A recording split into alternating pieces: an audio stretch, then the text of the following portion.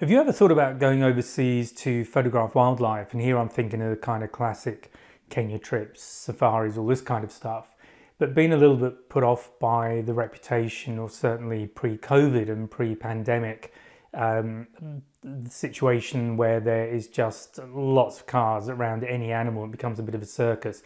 So if the thought of that has ever put you off, and I certainly have seen that in both different places in Africa and also in India, where it's just car after car suddenly all pulled together around a particular animal, and also some of the drivers get a bit aggressive.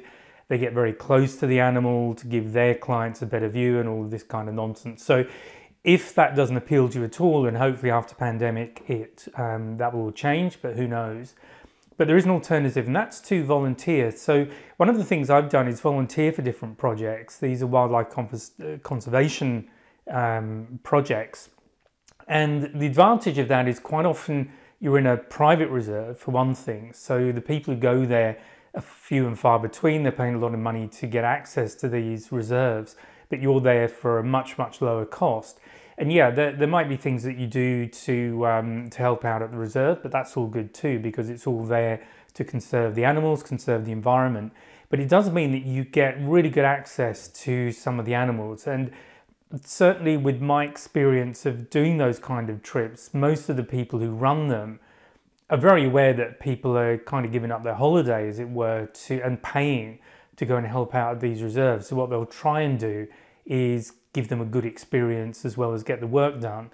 So I know in one reserve we would do drives to count different species of animals because of the way the park was managed, and those inevitably turned into a game drive where we'd be kind of having a look at what was around. So it does depend on how you are physically, but then if you're going to go and do a safari, you probably need to be reasonably fit. Not particularly fit, but be able to walk okay and all this kind of thing.